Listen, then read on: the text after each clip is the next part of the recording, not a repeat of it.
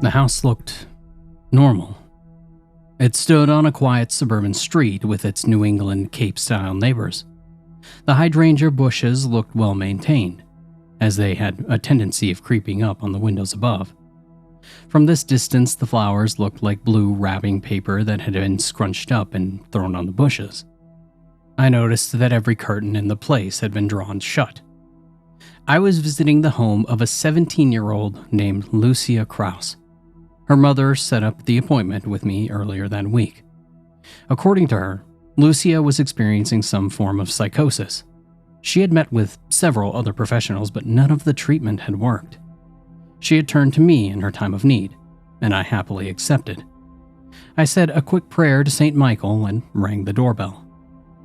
A thin-faced woman opened the door. Her features were drawn out, and she looked like she had forgotten what a good night's sleep was. She greeted me in a red, fuzzy bathrobe and invited me inside. I stepped over to the threshold and looked around. Dark in here, I admitted. The only light came from the glow of the TV, where Steve Harvey was making fun of some big-bosomed blonde that was showing way too much skin for a family-friendly show. Too much light makes Lucia's head hurt. Can I get you anything? Coffee? Mrs. Krause asked, twirling her finger impatiently. No, I'm good, thank you, I replied with a smile. I could tell by the strain in her voice that she was eager to get down to business. And frankly, I was too. I was in a hurry to get home in time to catch my kid's game. Can you ask her to come downstairs? I'm right here, a voice behind me responded. My heart skipped a beat, but I managed to stifle my surprised reaction and calmly turned around. The young girl was sitting at the kitchen table. I could just about make out her face. The rest of Lucia blended into the veil of darkness behind her.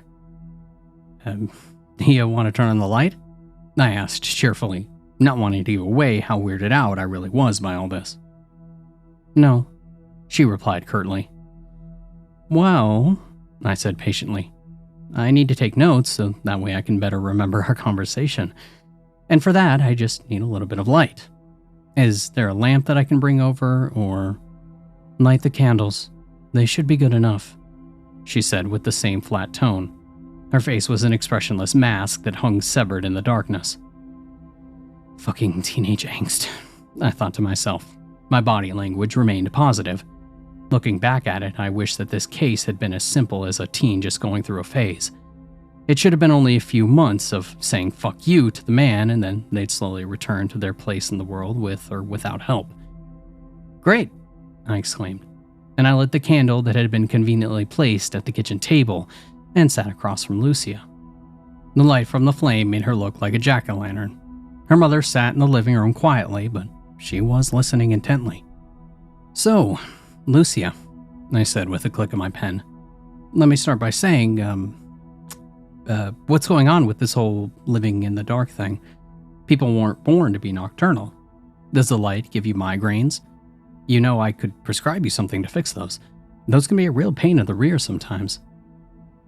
At first, she didn't respond.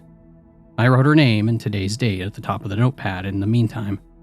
I was old school when it came to taking notes. There were some things about physically writing words that helped them stick in your brain longer. I looked up at her and patiently smiled. The key here was to not force her into talking. There'd be no tapping of fingers or checking my watch. I would work with her. I would work with what she gave me. Overstepping my boundaries could result in some seriously impeded progress. No, I don't think that those would help, she said softly. Have you tried them? Like Excedrin or maybe something similar? I can give you something stronger to help cope. No, it's fine. Honest, the severed mask said, although with her jaw moving up and down, she now resembled a broken puppet. I decided to try talking to her from a different approach. I started to bullshit with her, and I made small talk and tried to find something that we could mutually discuss. I asked her about school, and she gave me the general teenage response. I asked if she had any friends, and she said a few, but would much rather spend time alone than with people. She called her friends fake. I asked her a few questions that may have suggested avoidant personality disorder, but checked that one off the list when she told me that she was a cheerleader. I then probed her school life through simple questions and scenarios. Do you get all your homework done on time? If a girl spilled her lunch tray on you, would you respond by punching her in the face?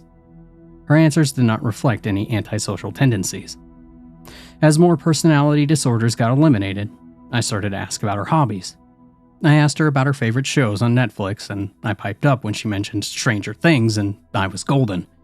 We started discussing the show like old friends. She was opening up to me. Her face was more animated now, and she began talking with her hands, a sign of passion.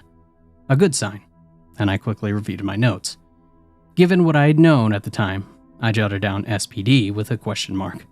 I began to leave the questions more open-ended. "When did you start getting these headaches?" I asked. "More than a month now," she said. "I hear you've tried to get help before, but it didn't work out so hot. Do you mind telling me what happened?" "They didn't understand. None of you do." "Okay, understand what, Lucia?" The girl looked nervous now. Her eyes darted back and forth from corner to corner of the room, and I could tell that she was wrestling with something in the thoughts of her mind. Slowly, she leaned forward and whispered, "They don't like the light." What may have felt like top-secret information to Lucia was casual business to me. "Who doesn't like the light?" I asked in a rehearsed voice.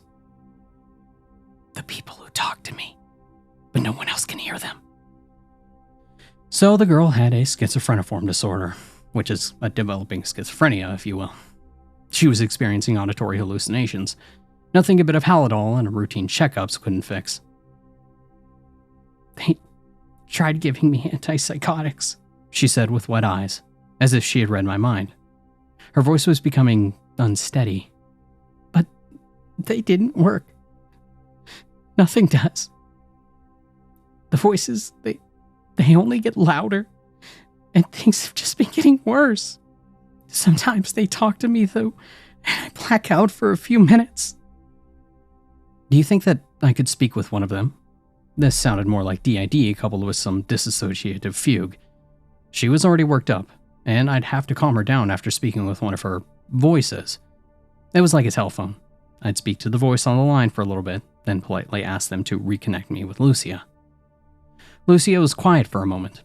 Her head slowly started to sink towards the table, as if she was meaning to kiss it. And then suddenly, she jerked upright, shaking her head violently. "No, no, no, no. They don't want to talk to you. Please, you must leave. They're so loud, it hurts." I stretched my hands out towards hers and warmly held it. "Lucia, you must listen to me. I can help you. You have something that is treatable. I can make the voices go away. Lucia, it's all in your head. It's simply your brain producing too much dopamine and causing your senses to go into overdrive. It makes you experience visual and auditory hallucinations. They aren't real. They're just a biochemical byproduct. I have drugs that can block the receptors that absorb the extra dopamine. And then I can get you something for those migraines and you'll be all set. You'll be fine. You don't need to cry. Please don't cry, because this is very controllable, Lucia." Her forehead was now resting on the table, and I continued to rub my hand over hers. "Lucia? Lucia!" I shook her, but she did not stir. I stood up with such force that the chair that I had been sitting on almost toppled over. I fumbled for the light switch. "No! Leave that on!" came Lucia's voice suddenly. Only, did my ears pick up on a sound, a more layered voice within Lucia's? The voice sounded ancient, like it had seen many moons. It also sounded irritated. I froze, my hand on the light switch. I thought about flipping it on and telling Lucia that I was done playing her game, that I'd prescribe her antipsychotics and benzos and tell her to call me once the week was over. Then I'd walk out that door and go home just in time to bring my son to his baseball game. But my hand, it never turned on the light. I remained motionless. Some deep, long, undisturbed curiosity was beginning to arouse within me. Some sort of primal instinct that had been present since the dawn of man and had since been leading men to their downfall. I slowly turned to face Lucia, and she returned my gaze. Her face still remained blank, but there was something in her eyes that even the faded glow of the candle that I couldn't make out. They had turned pitch black. The two obsidian stones seemed to stare right through me. Although we locked eyes for no more than a few microseconds, it felt as though I had transcended hundreds of thousands of years to a time when the forests were still young and strange beasts roamed the earth, back to a time when humans weren't the apex predators. And the silent spell was broken. "Hiya, Doc." Her tone sounded gleeful, almost mocking. My mouth dried up and it felt like cotton. It couldn't be. To whom am I speaking? I tried to straighten my body posture, but I felt as exposed as a deer in the headlights. And suddenly I felt naked. Suddenly, I was afraid. Lucia laughed, and it sounded like a man's chuckle. From the living room, I could hear the sobs of Mrs. Krause. I propped myself against the wall. The air felt electric. I took a deep breath and reminded myself that this was just a little girl and that this could be rationalized. "Who are you?" I demanded a second time with more confidence. "You have no dominion over me, son of Adam," Lucia bellowed, and the candle danced wildly and threatened to extinguish itself. "Well, first of all, my father's name is Luke. Second, am I speaking to Lucia?" "Looks like we have a comedian here. We could use your company in hell. But first, we need to clean up your act." Lucia's face was sneering into a clown grin, her eyes two gaping holes in her head. Hell. I had a sudden, vivid flashback to my days at academia. My school required us to take courses on theology, and I remembered one priest, Father Merrick. He was as wise as he was old. He taught me that no matter how much I thought that I understood, the world would always have layers upon layers of complexity. I recalled one lecture where he told my class something along the lines of, "Remember that there are things unseen in the material world. Maybe one day you'll come across something in your travels, an event that you cannot explain, one that the DSM cannot explain. Trust your instincts. You may deal with the devil in disguise. You have learned your demonology. Do not doubt yourself. Once you are certain that there is a demon infestation, call the church." Now, I am a man of rational thought. I observe a problem and narrow it down until it can be solved. But something seemed wrong about Lucia. Something that made the birds stop singing and the room grow colder. Something that made your stomach sour and your hair stand on edge. If there really was a demon within Lucia, I had to prove it. I did not doubt that such things existed, but I always learned that they grew in power through faith. I was no holy man, and I had to tread carefully here. I might be dealing with an ancient entity. In order to get the church involved, I had to make certain that I was dealing with an infestation of the demonic. There are several ways to do this. The individual can divulge hidden or future knowledge, or speak in foreign tongues, demonstrate inhuman powers, or the entity gives you its true name. "What's the matter? Can't you out your tongue? Or have you figured it out by now?"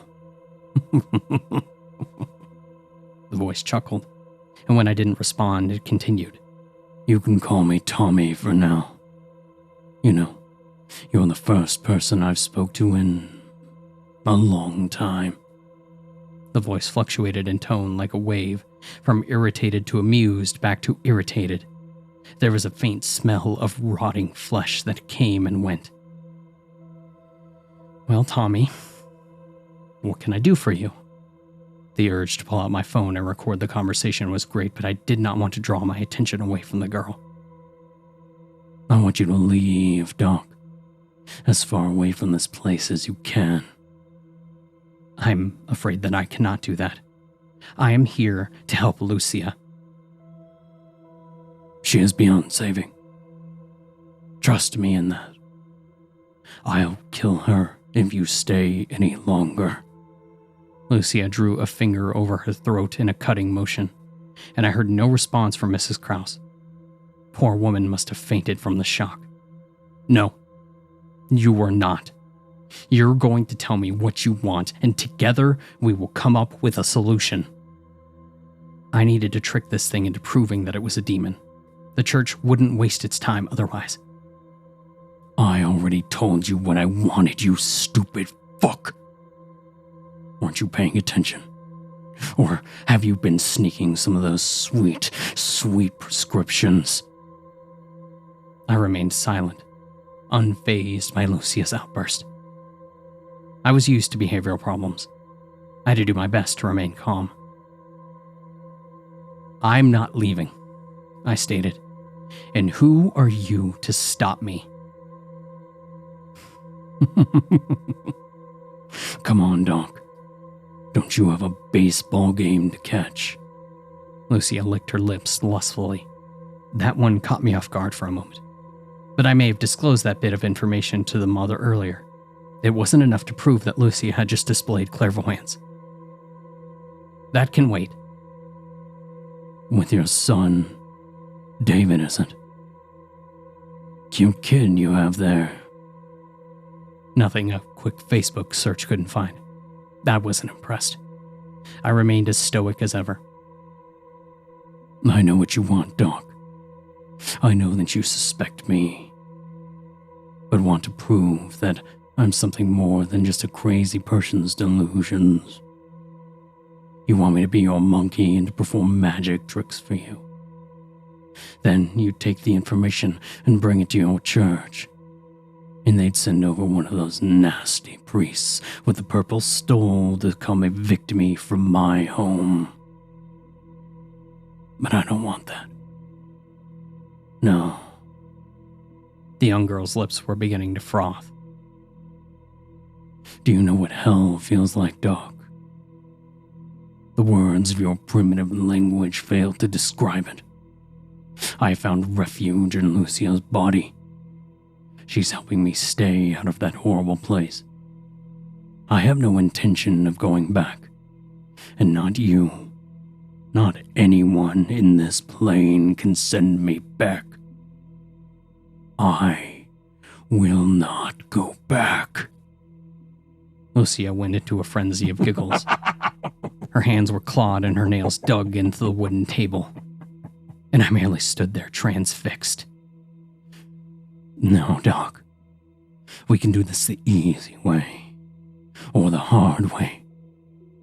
Either you leave now when we forget this whole thing happened, or I will make sure that your boy dies a slow, agonizing death.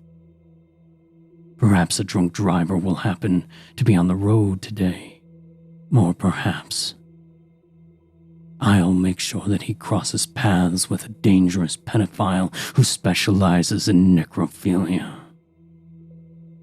What do you think of that, Doc?" I wanted to slap the stupid grin off of the girl's face. I think that I even took a few steps towards her with an open palm.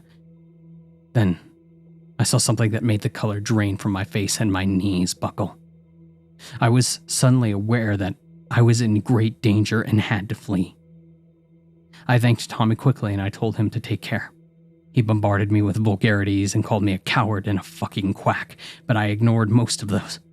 I was focused on just getting out of there and as soon as possible. I went into the living room, shook Mrs. Klaus awake, and pulled her outside. With as best of a professional voice as I could muster, I suggested that she call an ambulance to bring her daughter to the hospital. She was to be admitted to a psychiatric ward. I told her that I would send help over there. The woman looked faint and held a hand over her mouth as I explained to her that her daughter was in great danger. And when I finished, her knuckles were soaked with tears, and the orange light above the western horizon was amidst passing into a light shade of lavender. I left that quiet suburban street in a hurry, and on the way home, I called the local church, where I had several connections. My word would be enough to send over a priest to check on Lucia, and they would deal with the problem. I told them what I saw when I approached Lucia at the end of our interview. As I neared the girl, I noticed something standing behind her. A sliver of light from the closest drawn window must have hit it just right, because what I saw would fuel my nightmares for the next couple of weeks.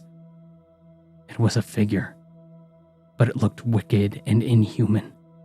Its eyes were sunken and had gross hair all over its body. It was black all over, like it had been charred by fire.